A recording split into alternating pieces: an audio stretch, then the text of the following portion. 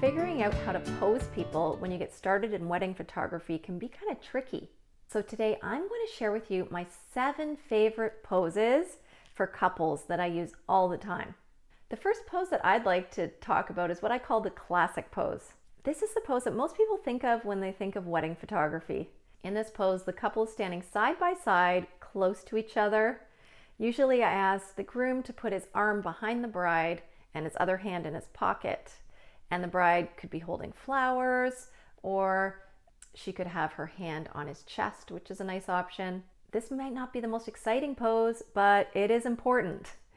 And I make sure I take this at every engagement session and every wedding because it's a classic pose that everyone expects and everyone wants. I'll start out this pose with the couple looking at me and smiling. Sometimes I'll ask them to tip their heads together so they're touching.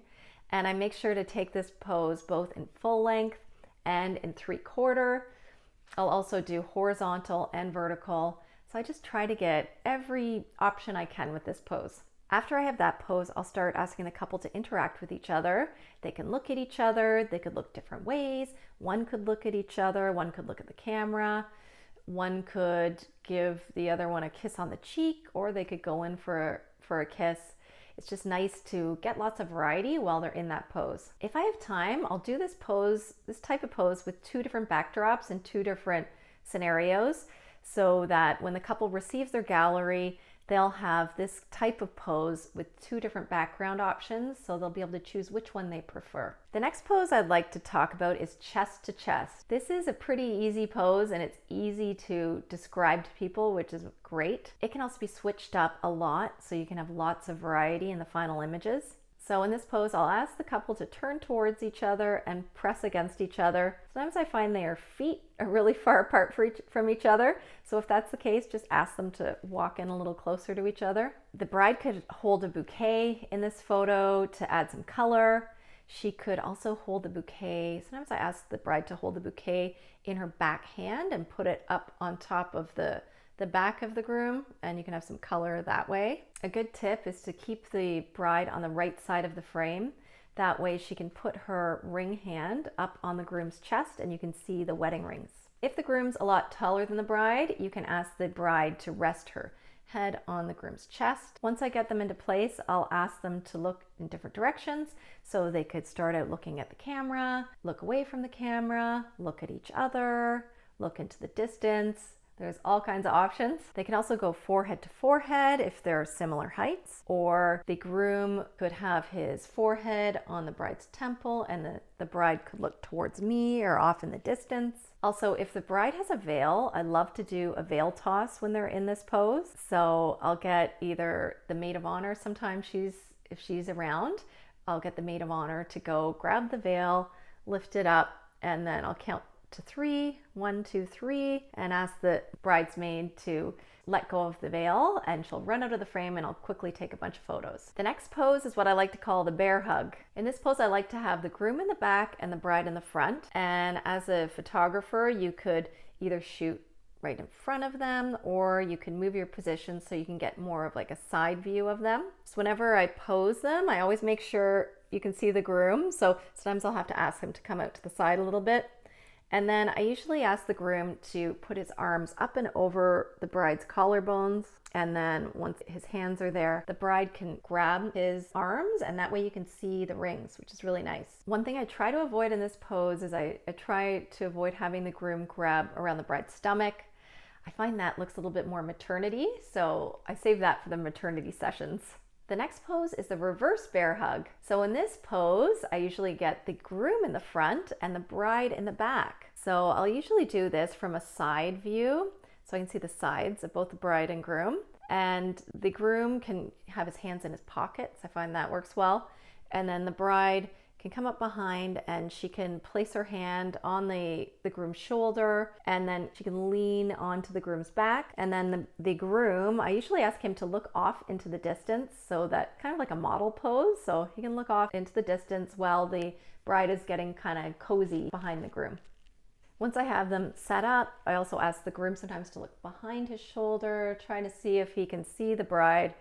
And it's kind of an awkward angle, so they can't usually really see each other. But because it is so awkward, usually they have a little laugh, and that is a great photo op. Another pose that's super easy to do is the separated shot. In this shot, you can have the couple stand side by side, close to each other, holding hands.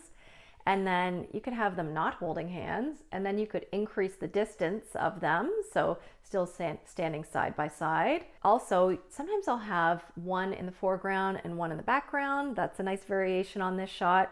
So you can have one in the foreground, one in the background. You could focus in on different people, get them looking at each other. There's lots of variety of this pose. This pose is also easy to explain, and it's easy for lots of people to do. So this is a great one that really works for everyone. After I've done some of these classic poses, usually I will do some more poses with movement. My favorite pose with movement is a walking shot, and I love a shot of a couple walking towards the camera. Before I start taking these photos, I will ask the couple to stand side by side, usually holding hands, and then I will ask them to walk towards me slowly, like not too fast, and I'll also ask them to either look at each other or they could look off in the distance. I just ask that they avoid like staring straight at the camera or avoid looking at their feet. It just doesn't look great in photos. So I'll ask them to come towards me slowly, look around, laugh, look like they're having a fun time. And these photos, I love them because they look a little more natural and a little more candid, which is great. When the couple is walking towards me, I make sure to set up my camera in continuous focus, and I also keep my thumb on the back button, focus button, continually so that the camera is continually focusing while I'm backing up. Also, as the couple's walking towards me, I'll walk backwards and try to keep the distance between us the same the whole time. I like to take a ton of shots when I'm taking this. Because it is a moving shot, I'm never sure when the exact right moment will happen. So it's just nice to have lots of options to choose from later. And if I don't feel like I got a great shot the first time, I will repeat the process again. I'll ask the couple to walk again, and I'll do it a couple more times if I think it's necessary. I like to use a prime lens when I'm shooting a walking shot, and my favorite lens to use is a 50mm. Variation of the walking shot is the walking parallel to the camera shot. With this shot, I'll usually ask one person to lead the other person, and they can hold hands and then walk parallel to the camera. I'll ask them to either look at each other or they could look into the distance.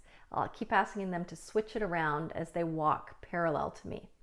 I also ask them to have some space between their bodies so that you can see they're two separate people. I like to do this shot right after the regular walking shot, and it's nice when you have like a really nice, beautiful view. It's nice to have a nice wide shot like this.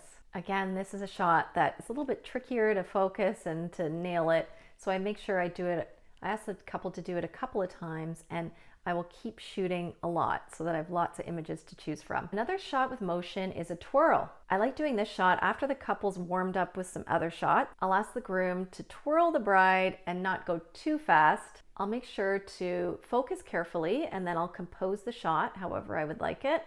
And I like to keep the shutter speed on the higher side because it is a moving shot. So I usually aim for about 1/500 for the shutter speed, just so that I'm sure that I can stop the motion. And I'll do a series of really quick photos with this composition. And after, if I feel like I didn't quite get the photo, I'll ask them to do it again. It's nice if with this shot, if I can see both faces. So I have to make sure I'm taking a ton of photos so I can capture that exact moment. Every couple is different, and some of these poses don't work great for certain couples. It really depends. Also, if I get the impression that a couple is not comfortable in a pose or they seem a little bit hesitant, I will just skip that pose and move on to the next one.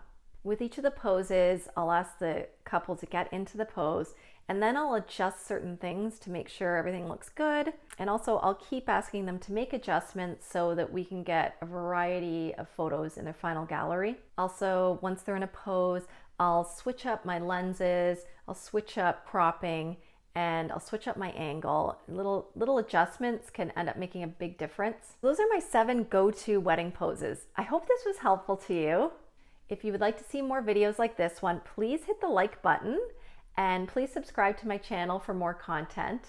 Thank you so much for listening, and I will see you next time.